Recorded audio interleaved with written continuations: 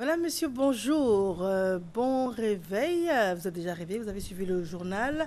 Et nous en sommes au stade de parler petit-déj. Vous avez vu le jingle qui va avec. Elle s'appelle Jocelyne Siluet, c'est notre passionnée de cuisine. Jocelyne, bonjour. Bonjour Mariam, bonjour à tous. Elle, sa spécificité, c'est qu'elle nous fait voyager, elle nous fait quitter le continent. On va où, au Japon? Oui, aujourd'hui. Il ne manque plus que les pics dans les cheveux. Effectivement. Parce que le style vestimentaire rappelle un peu les tenues japonaises. Un peu quand même, oui. Voilà. Alors on t'écoute. Pour l'essentiel, le plat principal, comme Mariam l'a dit tout à l'heure, on part au Japon avec l'anguille du Japon cuit à la vapeur. Voilà. En entrée, on revient à l'entrée bien évidemment. On part au Canada avec ce qu'on appelle là-bas le blé d'Inde. OK? Et en dessert ou en boisson, nous aurons un cocktail Tamagotchi. Et c'est doux? Très doux. Oui, mais ça vient d'où? Ça vient du Japon. Aussi. Du Japon, oui. D'accord. On peut reprendre le nom du dessert? Le cocktail Tamagotchi. Tamagotchi. D'accord. Alors, on t'écoute avec beaucoup d'attention. Très bien. Alors, tout à l'heure, je vous parlais de l'entrée. L'entrée est composée essentiellement de ce blé assez mondialement connu qu'on appelle le maïs. Le maïs qui est appelé au Canada le blé d'Inde. Voilà, c'est cette céréale-là qui est vraiment beaucoup consommée aux États-Unis. Voilà, et même avant même que les États-Unis soient constitués, il y avait un peuple qu'on appelait les Amérindiens qui consommaient le maïs vraiment sous toutes ses formes, en galette, cru, cuit, à la vapeur. Vraiment, c'est un céréale, c'est une céréale, pardon, qui est très bonne, très nutritive et qui peut vraiment vous aider en ce qui concerne vos entrées. Ça donne de la couleur, de la chaleur. Vous voyez même les verrines que je vous présente ce matin, essentiellement composées, comme je disais tout à l'heure, de maïs, de concombre, d'olive noire pour la décoration, du persil, un tout petit peu de poivre, un peu de sel, et vous avez des morceaux de pommes vertes. Ah, de la pomme verte. Oui, c'est pour ça que je l'ai appelée la salade de maïs fraîcheur, parce que cette pomme-là va vous apporter toute la fraîcheur. Et il y a le goût sucré qui va avec le maïs, qui va avec... Et ce qui est rouge, c'est quoi, de la tomate? C'est du poivron rouge. Poivron rouge, ok. C'est bien, Poivron c'est rouge, coloré. découpé, pour que toute la découpe aille avec aussi les grains de maïs. Parce que le grain de maïs est petit, il ne faudrait pas qu'il y ait déformation au niveau de la mastication. Alors, en tout cas, c'est très joli à voir. Merci Maintenant, beaucoup, la Mariam. vinaigrette, de quoi est-ce qu'elle est composée? Elle est composée essentiellement de moutarde, de mayonnaise, d'ail, de persil, de poivre, de sel, de vinaigre, de cidre et un tout petit peu d'huile de tournesol. Vinaigre de cidre. Oui, juste un soupçon. C'est très fort. C'est fort, hein? C'est très fort. D'accord. Un peu seulement. Ok. Voilà, quelques gouttes. Et bien évidemment, on arrose. Oui, on arrose, c'est onctueux, c'est voilà. Donc, et voilà. Donc, on prend une cuillerée comme ça, comme je le fais là, et on verse comme ça. Faut toujours manger cette salade avec de la vinaigrette. Voilà. Et on mélange, on mange soit simplement ou avec du pain. Ce qui est bien, c'est que vous nous rappelez que la salade, ce n'est pas forcément les feuilles de salade. Voilà. En fait, pas seulement la laitue, pas seulement la sucrine. Il y a tellement de déclinaisons. Mais là, avec ça, il y a même des personnes, pour apporter plus de consistance, qui ajoutent du riz. Du riz, ça constitue un plat de résistance quand on va pique-niquer, par exemple. Ou quand on va à la plage, vous pouvez avoir cette entrée froide, mais à la fois consistante aussi. Tout à fait. D'accord. Et vous avez appelé votre entrée comment? La salade de maïs fraîcheur, à cause de la pomme verte. Maïs fraîcheur. Oui. Et c'est de la pomme verte. La Donc, pomme la verte. pomme est bien ferme, bien croquante. Bien croquante. Vous voyez quelques exemples ici. Ah, c'est tout mignon. C'est des petites pommes.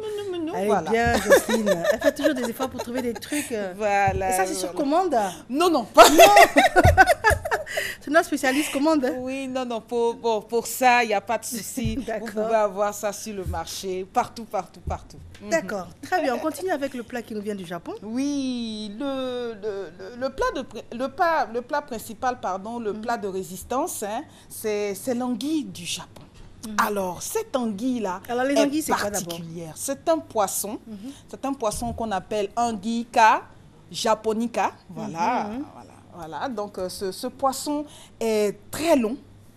Pour le mâle fait 50 cm, la femelle fait 1 mètre. Parce que moi, j'avais l'impression que c'était un serpent.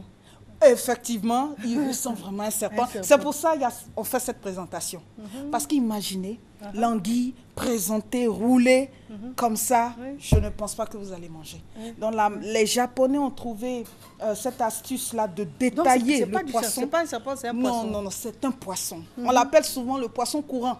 Voilà, il est long, il est fin, il glisse. En tout cas, il a tout Et il y a une astuce même pour... il y a plusieurs astuces même pour traiter ce poisson parce qu'il est de la même catégorie que la silure. Voilà, ça glisse. Et il y a sur la surface de ce poisson une matière qu'on appelle le mucus.